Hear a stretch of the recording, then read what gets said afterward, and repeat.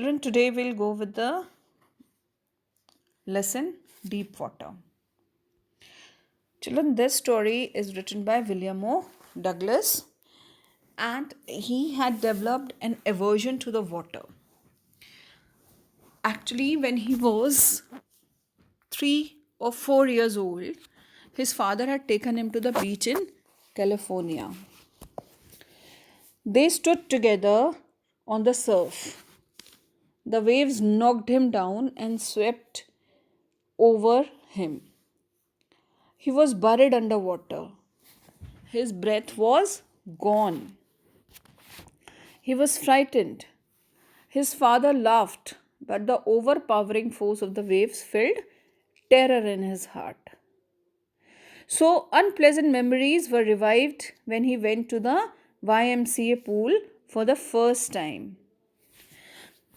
Children, sometimes childish fears stir us, and the same thing happened with the writer also. What happened was that unpleasant memories that once happened with him, it stirred him, but soon he gathered confidence. So in the story, he tells us that once when he went to the pool, there was no one else. So the writer sat on the side of the pool to wait for others. Shortly afterwards, a boxer boy picked Douglas and threw him into the deep end. That boy threw Douglas into the pool. Now, he was the writer, he had an aversion to the water. So, what happened was when he threw him into the deep end, he struck water in a sitting position. He swallowed water and at once went to the bottom. He was frightened but did not lose his wits. The writer made a plan. He would make a big jump when his feet hit the bottom. Children, you must have seen the bottle of a cork. So he thought of moving like a bottle of a cork. He thought that he would make a big jump when his feet hit the bottom and he will jump upwards. So he would come to the surface like a cork. He lie flat on it and then paddle to the edge of the pool. But children, when he did it, it was like he came there, but he was unable to fulfill the attempt. Those 9 feet appeared more than 90, children. Before he touched bottom, his lungs were ready to burst. When his feet hit the bottom, he made a great jump, but he failed to reach. He failed to reach the surface at once. He came up slowly. His eyes and nose came out of water, but not his mouth. He moved around his legs on the surface of water. He swallowed water and choked. He tried to bring his legs up, but they hung as dead weights, as if somebody has tied up the weights onto his legs, so it was like dead weights. He again went down to the bottom of the pool. He was shrieking underwater. Because why he was shrieking? Because terror had seized him. He was terrorized. He was scared. He was paralyzed underwater. But his heart and the pounding in head told him that he was still alive. When he hit the bottom, he jumped with his full force, with full might, he jumped again. But this jump also made no difference. The water was still around him. His arms and legs would not move. He trembled with fear. He tried to call for help, to call mother, but nothing happened. Then he rose up. his eyes and nose were almost out of water. He sucked for air, and when he sucked for air, what happened? He got water. He started going down a third time. Third time he went inside. Then all efforts ended and relaxed. He relaxed. A blackness swept over his brain and wiped out tear. There was no more panic. He felt drowsy and wanted to sleep. He gave all attempts. He gave up. Now he gave up all attempts. He forgot everything. When he came back to his senses, children, he found himself lying on his stomach beside the pool. Near the pool, he was lying on his stomach vomiting. The boy who had thrown him in said, "I was only fooling." Someone said that the kid had nearly died. Then they took him to the locker room. He walked home after several hours. He was weak and trembling. He shook and cried when he lay on his bed. He couldn't eat that night. For days, a haunting fear was in his heart. He never went back to the pool. He feared water and avoided it whenever he could avoid. So, a few years later, he came to know the water of cascades. He wanted to get into them. Whenever he did so, the terror that had seized him in the pool that returned, that terror, that childish fear returned. His legs would become paralyzed. And that icy horror would grab his heart. His handicap remained with him ever as time passed. Wherever he went, the haunting fear of water followed him. Children, that fear of water, waterphobia, we can say that aversion to the water, and that childish fear that always followed him. It ruined his fishing trips. It deprived him of the joy of boating and swimming. He cannot enjoy boating or swimming even. He used every method he knew to overcome his fear. Finally, he decided to get an instructor and learn to swim.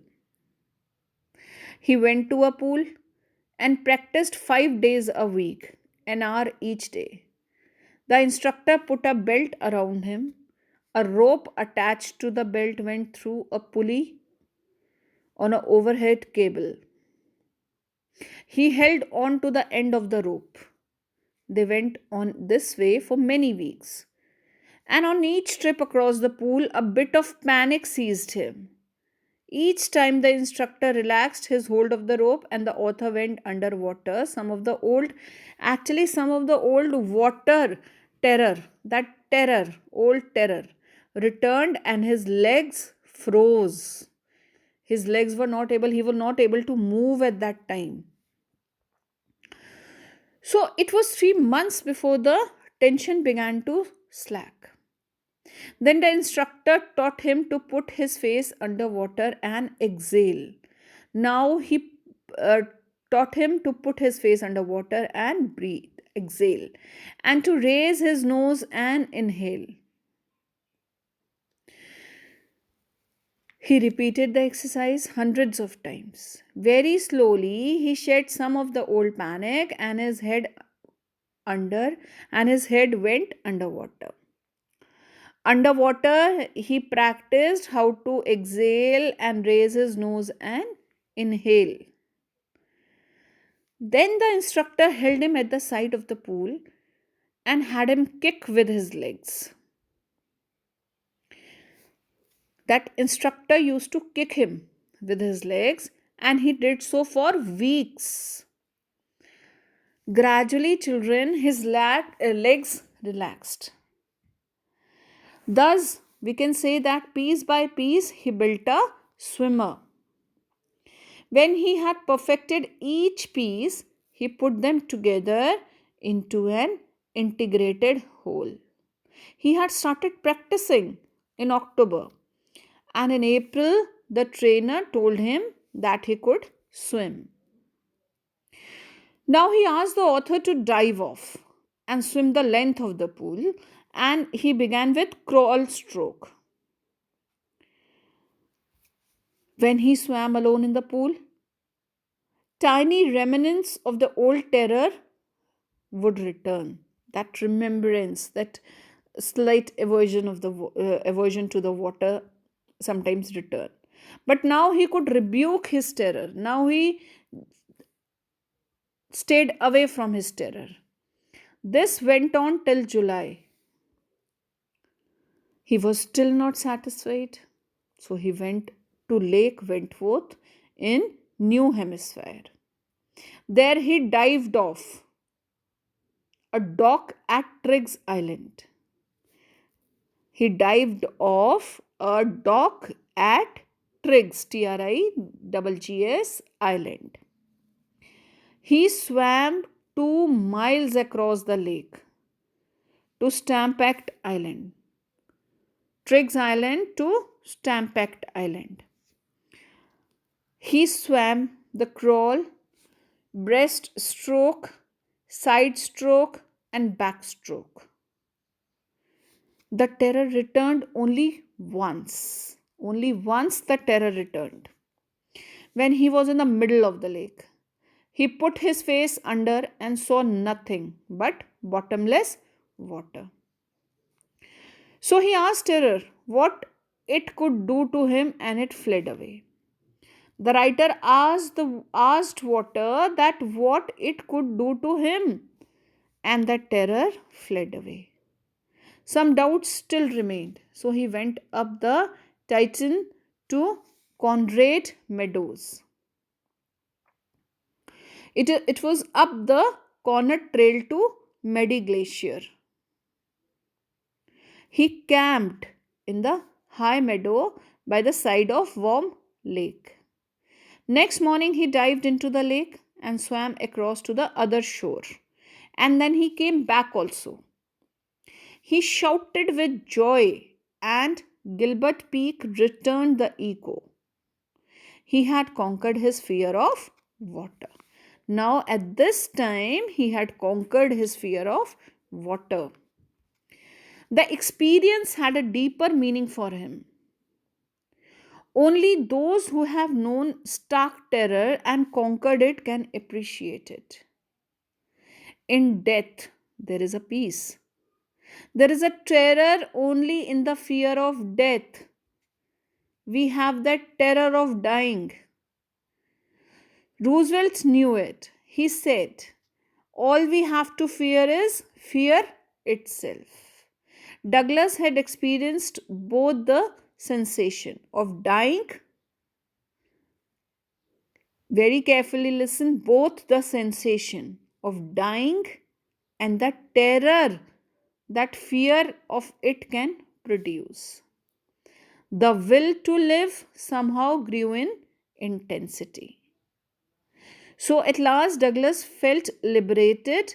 He was free to walk the trails and climb the peaks and to ignore fear. So in this story, actually the writer he has portrayed, he has told us about his fear. He has told us that he had developed that aversion to the water and how he overcame it. How he overcame it, children. So in this summary, it is an extract, rather, children. It is an extract, remember. It is an extract from the book Men and Mountains. Extract from the book Men and Mountains by William Douglas. Over here, the author tells us about how he overcomes the deep-rooted fear of water. Children, you will learn that the author develops fear of water following two very dreadful incidents. In the first one, he is 4 years old when a wave knocks him down. There were two incidents. Children, listen very carefully. First incident was when he was 4 years old, when a wave knocked him down. Similarly, in the second one, he was 11 years of age and a boxer boy, threw him in the deep end of the pool and he was almost drowned. Thus, having gone through such scary experiences, he fears water deeply. However, he does work really hard. He worked hard to overcome it. So, finally, we learn about the measures he takes to overcome this fear. Moreover, he accomplishes in overcoming the fear and gives us all a great lesson of determination and willpower. Children, deep water is about the writer's journey of overcoming the fear. Fear of water, which is deeply rooted him since childhood.